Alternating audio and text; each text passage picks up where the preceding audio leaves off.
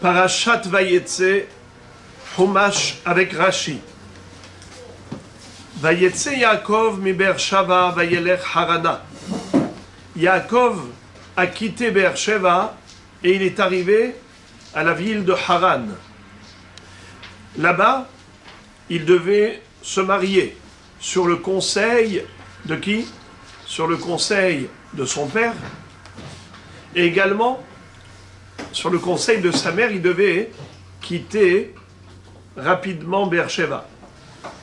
Rashi va nous expliquer que il y a une redondance dans le pasuk. Vayetse Yaakov mi Beersheva, vayelech Harana. Yaakov a quitté Beersheva et il est allé à Haran. Mais évidemment, si on est arrivé à Haran, on a forcément quitté Beersheva, puisqu'il habitait Beersheva. Donc lorsqu'on dit que quelqu'un, par exemple, est allé de Paris à Tel Aviv, alors en disant il est allé en Israël, on sait qu'il a quitté la France. C'est évident. Pourquoi donc le préciser? Rashi va donner une réponse très belle. Il va dire qu'en fait, Yaakov Avinu a laissé derrière lui un grand vide. Parce que quand un tzaddik comme Yaakov se trouvait présent dans une ville, à Beersheva, c'était la beauté, la splendeur, la majesté, la magnificence de la ville. C'était Yaakov Avinu le tzaddik. Quand il a quitté cette ville de Beersheva, tout le monde en parlait. On pouvait palper le vide. C'était un manque qu'on ne pouvait pas combler. Il était irremplaçable, Yaakov Avinu. Donc, Vayetse Yaakov mi Beersheva, pas seulement Vayelech Harana. Quand il a quitté Beersheva, on a senti la Yetzi'a du tzaddik. Il n'y avait plus de splendeur dans la ville. Mais le Beth Halevi dit quelque chose d'extrêmement beau. Il dit qu'en fait, Yaakov Avinu, la Torah veut préciser qu'il a accompli Kibud Av Vaem. Pourquoi Kibud Av Vaem? Son père lui a dit, va te marier avec l'une de tes cousines, l'une des filles de Lavan. Sa mère lui a dit, Esav veut te tuer, pars d'ici. Quand une personne voyage, en général, c'est pour l'un des deux objectifs. Soit la personne, elle doit arriver quelque part, elle a une destination, soit la personne veut fuir l'endroit où elle se trouve. Elle n'a aucune destination précise. Elle veut juste quitter l'endroit où elle se trouve parce qu'elle est en danger. Alors, Rivka dit à Yaakov, tu es en danger ici. Esav veut te tuer. Je l'ai appris par prophétie. Quand il a dit dans son cœur, Ikrevu yeme evel aviv aharga et Yaakov ahi. Il attendait le deuil de son père pour tuer son frère Yaakov. Rivka lui a révélé les plans maléfiques de Esav. Elle lui a dit, mon fils, pars d'ici. Lama eshkal gam shenechem yom ehad. Je ne veux pas vous perdre tous les deux le même jour. Va-t'en. Donc, en effet, il a quitté Beersheva parce que sa mère lui a dit qu'il faut quitter Beersheva. Mais quand il est allé à Haran, pour quelle raison il est allé à Haran? Parce que son père lui a dit, va chez Lavan, ton oncle, tu vas épouser l'une de ses filles, n'est-ce pas? Il habitait Haran. Donc pourquoi il est parti à Haran? Parce que son père lui a dit d'aller à Haran. Pourquoi il a quitté Beersheva? Parce que sa mère lui a dit de quitter Beersheva. Alors il a fait Kibud Av Vaem, Vayetse Yaakov mi Beersheva, Vayelech Harana. Les deux objectifs, Yaakov Avinu voulait les atteindre pour accomplir la volonté de sa mère et la volonté de son père. Vayetse, Vayelech.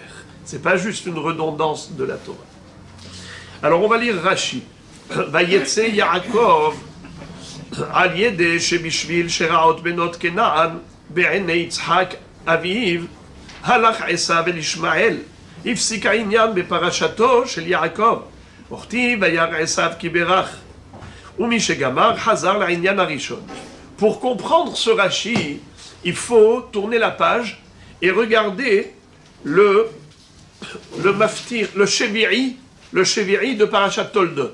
La paracha précédente, à Shevi'i, il est écrit Vaishlach Yitzhak et Yaakov. Pardon. Même avant Shevi'i. Perek Kafhet Pasuk Aleph. Dans la page 102. Vaïkra Yitzhak el Yaakov. Yitzhak appela Yaakov. Vaïvarech oto. Il a béni. Vaïtsavehu.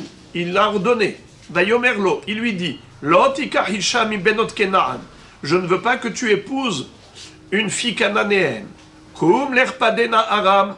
Beta betuel. Avi immecha. Vekachlecha misha misha. Mi benot lavan. Ahi immecha. Vas-y à Padan Aram, dans la ville de Bethuel, dans la famille de Bethuel. Là-bas, tu prendras comme femme l'une des filles de Lavan, frère de ta mère. Ve'el shaddai yevarechotra, ve'yafrecha ve'yarbecha ve'ita lekal amim. Et Akadosh Baruch Hu te bénira et te multipliera. Il fera de toi une grande nation. Ve'iten lecha et birkat Avraham, lecha ulzaracha itach lerichtecha et eretz megurecha, asher natan Elohim le Avraham. Et il te donnera la bracha promise à Avraham Avinu. Eretz Israël en plus. Vaishlach Yitzhak et Yaakov vayelech Padan Aram. Yitzhak a envoyé Yaakov à Padan Aram. El Lavan ben Betuel Arami Achilivkaim Yaakov et Esav. Vayar Esav ki berach Yitzhak et Yaakov eshilach oto Padan Aram לקחת לו משם אישה בברכו אותו ויצב עליו לאמור לא תיקח אישה מבנות כנען.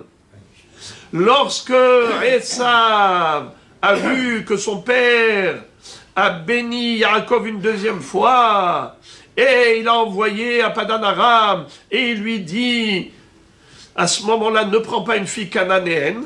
Alors qu'est-ce qu'il fait? Vayar Esav, kiraot benot Kenaan be'enei Yitzhak aviv, vayelech Esav el Ishmael, vayikach et mahalat bat Ishmael ben Avraham achot nevayot, al nashav lo leisha. Alors, Esav, quand il a vu que son père n'appréciait pas ses épouses à lui, parce qu'elles faisaient Avodah Zara, elles l'ont rendu aveugle avec la kétoret de Avodah Zara. Il y a plusieurs raisons pourquoi Esav est devenu aveugle. 3 raisons. Pardon, Yitzhak, excusez-moi, qu'est-ce que j'ai dit? Esav, Mechila. 3 raisons pourquoi Yitzhak est devenu aveugle. Une raison, c'est qu'au moment où il se trouvait, au moment de la Akedat Yitzhak sur l'autel, les Malachim là-haut ont pleuré. Les larmes des Malachim sont tombées sur les yeux de Yitzhak. Il est devenu aveugle. Deuxième raison, c'est parce que les femmes de Esav, elles faisaient la kétoret, faisaient de l'encens pour leurs idoles. Elles étaient des idolâtres, des cananéennes, des réchaïot. Eh bien, elles ont rendu Yitzhak aveugle. Troisième raison, Akadosh Baruch Hu l'a voulu afin qu'il ne voit pas son fils Yaakov quand il va venir lui dérober les brachot. Donc il a rendu aveugle, comme ça il va croire que c'est Esav et il va lui accorder les brachot. Donc on a ici 3 raisons.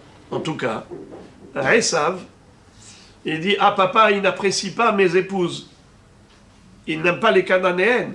Alors je vais aller épouser l'une de mes cousines. Avec qui il va se marier? Avec Mahalat Bat Ishmael. Donc, de la famille. Ça veut dire, papa il veut qu'on se marie avec l'une des filles de la famille. Yaakov il va épouser une fille de Lavan, la cousine de l'autre côté. Moi je prends la cousine du côté Ishmael. Et ça c'est la raison pour laquelle le maftir de Toldot s'arrête avec cette histoire de Esav qui se marie avec une fille de la famille, Bat Ishmael. Alors après ça, on revient à Yaakov. Puisque Yitzhak a donné la bracha à Yaakov, il lui a donné les instructions et il lui dit va te marier chez Lavan. Après, à cause de ça, Esav décide de se marier avec une fille de Ishmael. Alors après ça, une fois qu'on a terminé de nous le dire, on revient à Yaakov, puisqu'on était en plein sujet de Yaakov. Son père lui a dit va à Haran, il est parti, va yetse Yaakov, mi Beersheva, va yelech Harana. Entre parenthèses, Rachid dit, au lieu de divorcer, Esav, il a rajouté une 3e Risha, une 3e mécréante sur les 2 premières impies qu'il avait, sur les premières impies qu'il avait. Osif Risha al Rishayotav. S'il veut faire plaisir à son père, eh bien qu'il jette, qu'il répudie les femmes qui faisaient de la Avodah Zara à la maison. Non, il rajoute encore une autre, fille de Ishmaël.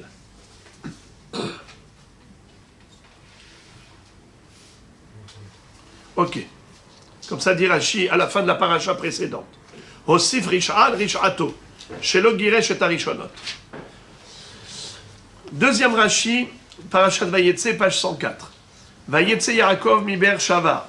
Lo haya tzarich lichtov ela vayelech Yaakov harana. Velama izkir yetziato. On n'avait pas besoin de préciser qu'il a quitté Be'er Sheva, puisque ça va de soi. On aurait pu dire tout simplement Vayelech Yaakov harana. Et la Magid sheitziat tzadik minamakom osa roshem, c'est ce que je vous ai dit oralement. C'est pour nous dire qu'un tzadik, quand il quitte un endroit, eh bien il laisse un vide. Chez Bisman, Tzadik Ba'ir ou Oda ou Ziva ou Adara. Quand le Tzadik est présent dans la ville, eh bien c'est lui, la splendeur, la beauté, la majesté. Yatsa Misham, Panahoda, Panaziva, Panahadara. Lorsqu'il a quitté l'endroit, eh bien en effet, cette majesté a quitté le lieu. Vechen, Vatetse Minamakom, Ha'amo ben Naomi, Verut. Pareil pour Naomi et Ruth lorsqu'elles ont quitté le pays de Moab, eh bien, tout le monde l'a bien remarqué. Juste vous dire que pourquoi Rashi a dit Hoda, Ziva, Hadara. La splendeur, la beauté et la majesté. Pourquoi est-ce qu'on a besoin de 3 qualificatifs? A priori, ça aurait été suffisant de nous donner un seul adjectif. Pourquoi est-ce qu'on a besoin de 3? Alors il y a ici une profondeur qui nécessite un long shiur d'1 heure pour expliquer pourquoi Rashi nous a donné 3 adverbes, 3 qualificatifs. Ok. Vayelech harana. Yatsa lalechet le haran. Le Rashi nous explique que le he à la fin d'un mot, c'est comme un lamed au début du mot. Comme par exemple, Mitzraïma. Mitzraïma, c'est les Mitzraïm. Harana, les Haran. Vayelech Harana, ça veut dire que déjà depuis le début, qu'est-ce qu'il a mis dans le Waze? Dans le GPS. Haran. Vayelech Harana, depuis le début c'était ça, la Kavana. Parce que quand tu dis Vayelech Harana, on a l'impression que c'est tout de suite. Vayelech Harana. Mais non. Il a quitté Beersheva avec l'intention d'arriver à Haran. Pasuk Yud Aleph, donc le deuxième pasuk de la paracha. Vaïfga bamakom. Il a croisé le lieu. Que ça veut dire il a croisé le lieu? Il fallait dire il est arrivé au lieu. Que ça veut dire Vaïfga bamakom? Et de quel makom il s'agit? On continue d'abord le pasuk avant de lire Rashi. Vayalen sham. Il y a passé la nuit là-bas. Kiba hashemesh. Car le soleil s'est couché. On ne dit pas le soleil s'est couché alors il a passé la nuit là-bas. Tu dis il a passé la nuit car le soleil s'est couché.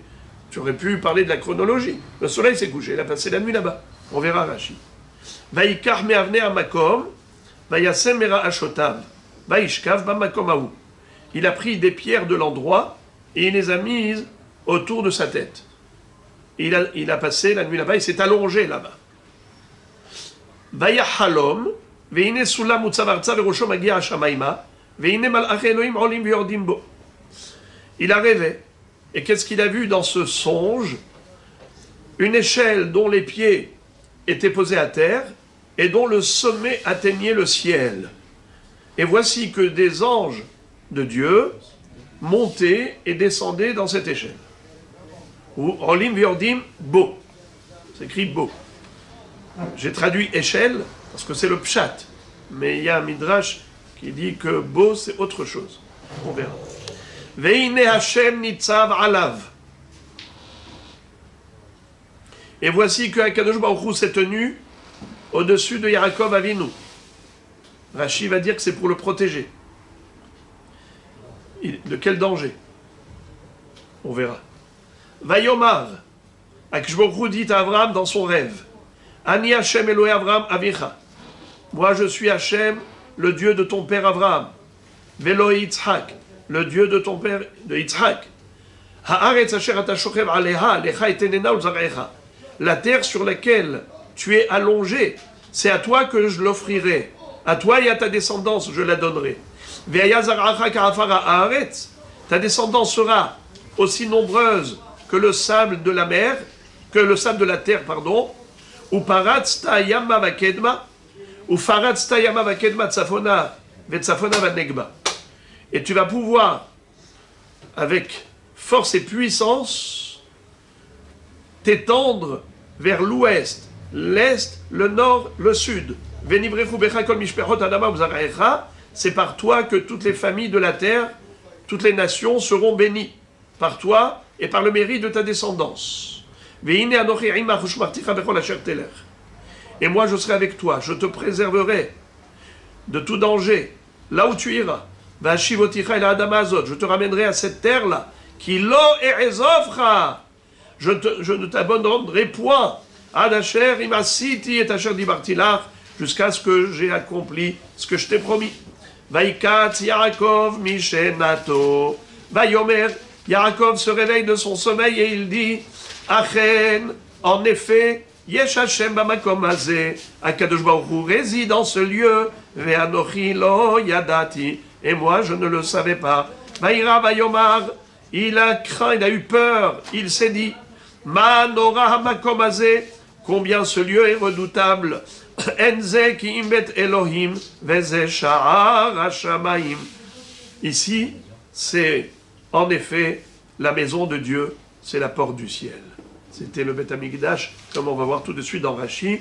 Mais j'ai préféré d'abord lire les psukim, les traduire, et ensuite étudier le Rashi qui va accompagner ces psukim. Commençons. Pasuk Yud Aleph, Rashi de dire, Vaïvga bamakom, lo iskira katu beze makom. A priori, on aurait pu penser que Vaïvga bamakom c'est Haran, n'est-ce pas? Alors on aurait dû dire, Vayelech Harana, il est arrivé à Haran. Donc Vaïvga be Haran, tu dis non, Vaïvga bamakom, il a croisé un lieu. Mais de quel lieu s'agit-il? Et là, bamakom anizkar bemakom aher, hu haramoria. On parle d'un autre makom, on parle du mont Moria. Shene'emar bo, vayar et amakom erachok. Comme il est dit d'Abraham Avinu, quand il a été pour faire la Akedat Yitzhak, alors il a dit Vaïvga, il a dit qu'il a vu l'endroit. Vayar et amakom merachok.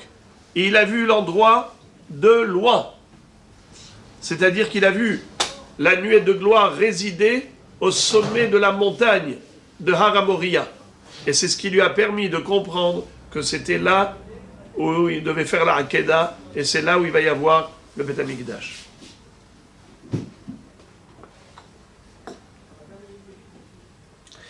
Vaïvga kemo paga biriho paga bedabeshet verabotenu pirshu lachon tefila. Deuxième pirouche, Rashi dit que Vaïvga bamakom, en fait, il s'agit de la prière.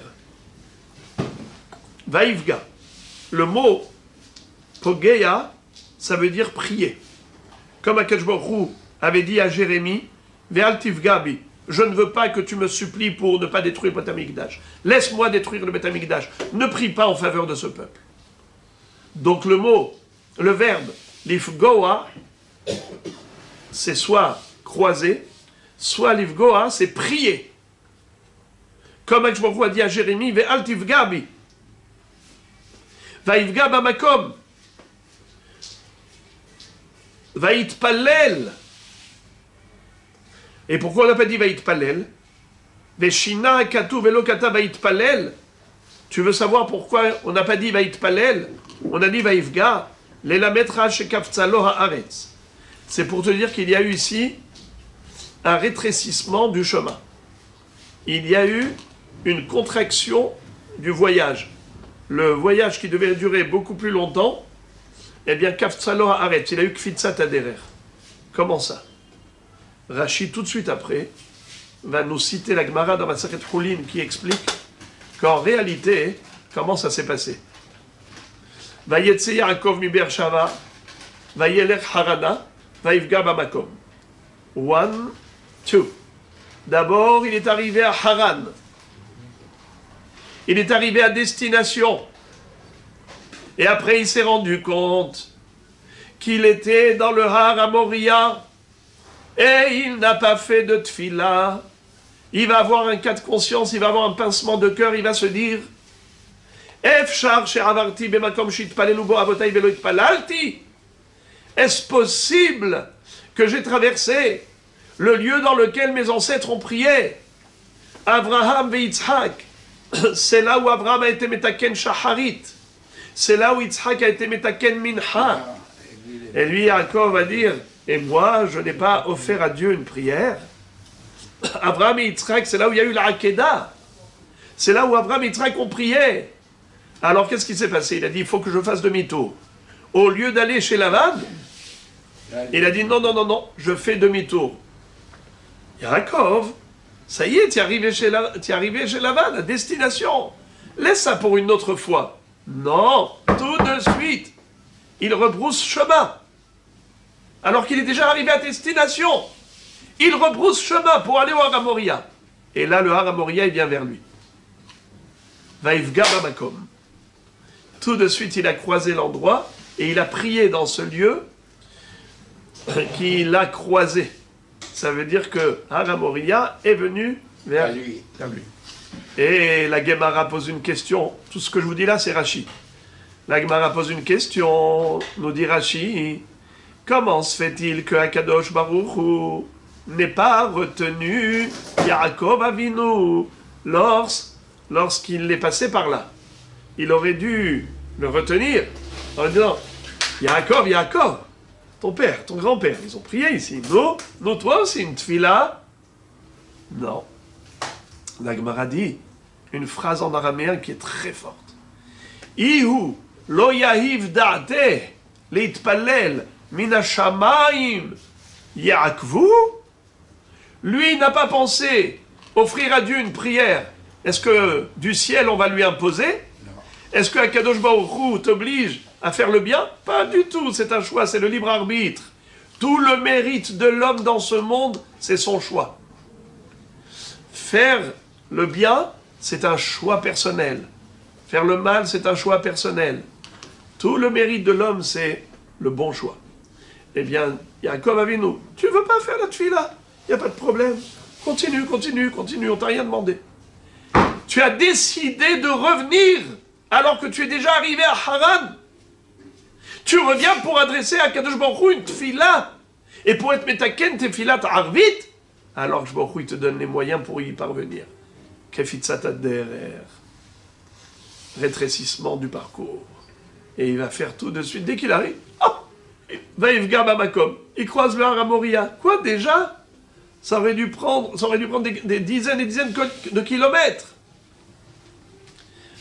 Ça, c'est la main tendue d'Akadosh Baruch Hu à toute personne qui veut bien se rapprocher d'Hachem. Tu fais un pas vers lui, il fait 10 pas vers toi. Alors, Moré Verabotai, Rashi va répondre aussi à cette question. Que veut dire Vayalen Sham Kiba Shemesh? Il a dormi là-bas parce que le soleil s'est couché. Après qu'il ait fait la tfila, il a voulu partir. Je dit extinction des lumières. Le soleil se couche avant le temps. Pour dire à Yaakov, tu dors ici. Tu passes la nuit ici. Efshar tzadik zeba lebet maloni veipater belolina. Akadosh Baruch Hu dit quoi? Ce tzadik Yaakov Avinu, il est arrivé dans mon auberge et je vais le laisser partir sans passer la nuit chez moi, qui passe la nuit chez moi. Qu'est-ce qu'il fait? Il fait coucher le soleil avant le Zman, extinction de lumière. Donc Yaakov Avinu comprend que Hachem il veut qu'il passe la nuit ici. Vaishkav bamakom aou. Vaishkav bamakom aou. Il s'est allongé dans ce lieu-là, ce lieu précis. Rashi va nous dire que les 14 années durant lesquelles Yaakov Avinu était dans le Beth Midrash de Hever, il ne s'est pas allongé pour dormir. Yaakov Avinu ne s'est pas allongé pour dormir.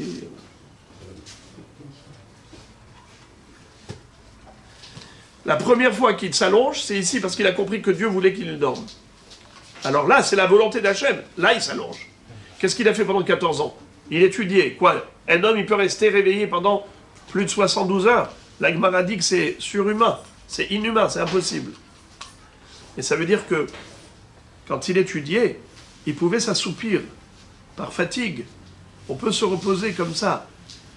Le Hazon Ish, il a vécu il y a juste un demi-siècle. D'accord ? Le Hazon Ish, il étudiait. Un jour, son élève le voit allongé par terre à côté de son pupitre. Il lui dit, Rabbi, mais pourquoi vous dormez par terre? Vous avez le lit ici à 2 mètres, au coin de la chambre. Il a dit, si j'avais la force d'arriver jusqu'au lit, j'aurais étudié encore. En fait, il étudiait jusqu'à ce qu'il s'écroulait. Jusqu'à ce qu'il n'avait plus de force, il tombait de fatigue. Il tombait par terre. Le Hazon Ish, il dormait 3 heures sur 24 heures. Le médecin lui a dit, quand il était vieux, il lui a dit, Rabbi, votre santé est trop fragile, il faut dormir une demi-heure de plus au moins. Alors il dit, monsieur le docteur, il faut que je réfléchisse si je peux me permettre une demi-heure de sommeil de plus. Il a écarquillé grand les yeux, pas compris, il dit, bon, Rabbi, je viens vous voir demain, vous me direz si vous avez pris la bonne décision de dormir un peu plus. Le lendemain, il lui dit, j'ai bien réfléchi, c'est impossible, je ne peux pas. Il lui dit, pourquoi, Rabbi? Il a dit, il faut que je vous explique. Moi, j'habite derrière la yeshiva de Ponivitch. Alors moi, je dors à 3 heures du matin. À la yeshiva de Ponivitch, ils étudient jusqu'à 2 heures du matin. On se croirait en pleine journée, jusqu'à 2 heures du matin. La yeshiva qui est derrière la yeshiva de Ponivitch, ils dorment ils étudient, jusqu'à 1 heure du matin. Parce que ceux-là, ils prennent exemple sur la yeshiva de Ponivitch qui prend exemple sur le Hazon Ish. Chacun, il a retranché 1 heure. Et la yeshiva qui est derrière l'autre yeshiva, il reste étudié jusqu'à minuit. Parce qu'ils prennent exemple de ceux qui restent jusqu'à 1 heure du matin. Et après, derrière, il y en a une qui est jusqu'à 11 heures, ils étudient. 11 heures du soir. Mais cette yeshiva, vous savez qui est-ce qui soutient financièrement la yeshiva? Là-bas, la dernière, celle qui dort à 11 heures. C'est un certain monsieur Lévy qui habite Paris. Et à chaque fois quand il vient, il est épaté de voir les élèves étudier jusqu'à 11 heures. Quand il rentre chez lui, il parle de la Torah avec exaltation. Il parle de la yeshiva avec émerveillement. Son fils, quand il entend M. Lévy parler avec autant d'enthousiasme de la Torah, quand il est à la faculté, assis à côté de Christine, eh bien, il ne répond pas aux sollicitations de Christine et il ne va pas, Hasve Shalom, se marier avec une non-juive. Eh bien, maintenant, si moi je dors une demi-heure de plus, à la yeshiva de Ponivitch, ils vont dire, ah, le Hazon Ish, il éteint sa lumière plus tôt. Ça veut dire que nous aussi, on peut se permettre d'étudier un peu moins. Et la yeshiva d'à côté, un peu moins. Et M. Lévy, quand il va venir, il va voir que ça y est, même à la yeshiva, ils ont décidé d'arrêter d'étudier jusqu'à 11 heures. Ils vont dormir bien plus tôt. Ça veut dire que la Torah, elle n'est pas, comme il pensait, aussi extraordinaire. Quand il va entrer chez lui à la maison, il ne sera pas aussi enthousiaste. Et son fils, il va voir que chez son père, il a perdu de cet émerveillement pour la Torah, de cette exaltation. Alors, Hasve Shalom, il risque de s'assimiler. Il peut y avoir mariage mixte. Alors, j'ai trop de responsabilités sur mes épaules. Je ne peux pas me permettre ce luxe de dormir une demi-heure de plus. Vous voyez que ça veut dire quelqu'un qui ne dormait pas. Ça veut dire que même s'il va s'assoupir, c'est parce qu'il tombe de fatigue. Mais il ne va pas aller dormir a priori. Yaakov Avinu, il n'allait pas s'allonger jusqu'à ce qu'il tombait de fatigue. Mais là, il est parti s'allonger volontairement parce qu'il a compris que c'est la volonté de Dieu. Et Akadosh Baruch Hu voulait qu'il passe la nuit ici. Et dans ce rêve, dans ce sommeil-là, il a vu l'histoire de tout Israël jusqu'à la fin des temps.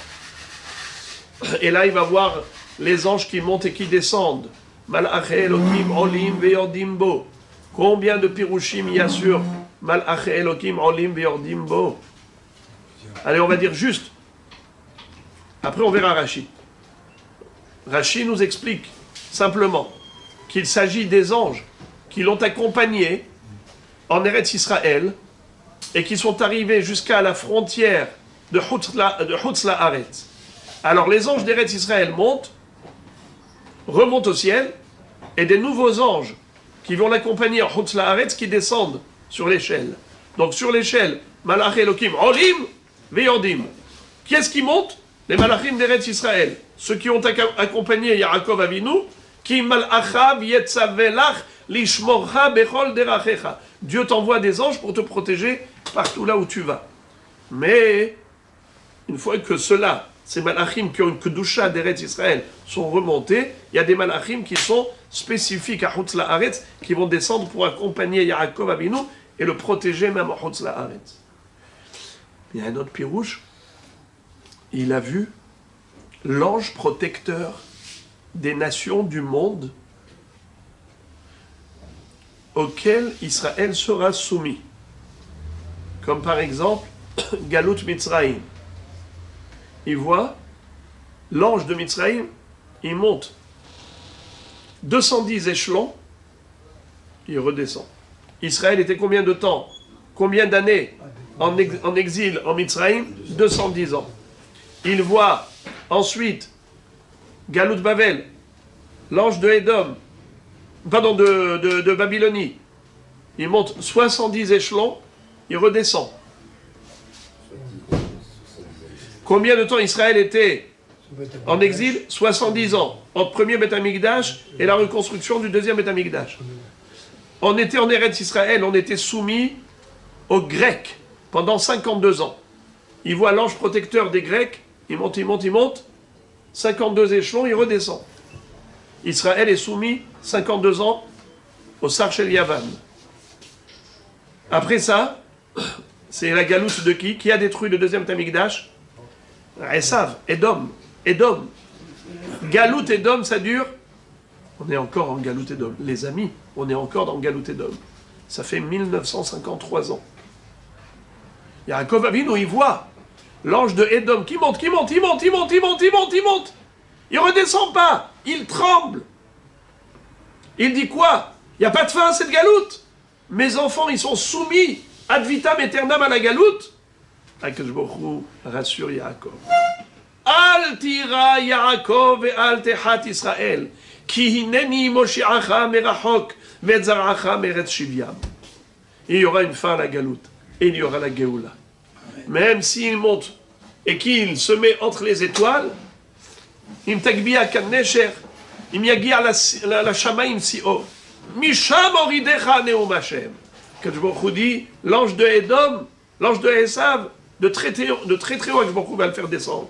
Ce sera ce qu'on appelle une chute de haut. Alors, ça c'était l'une des interprétations du rêve de Yaakov Avinu lorsqu'il a passé cette nuit là-bas et qu'il a vu les anges monter et redescendre. C'était les anges protecteurs des différentes nations auxquelles Israël sera soumis. Mais il y a d'autres pirouchim merveilleux, mais nous ce qu'on veut c'est juste le Rashi. Mais comme ce soir je vous ai fait beaucoup de Rashi oralement, on gardera le texte pour demain, Be'ezrat Hashem.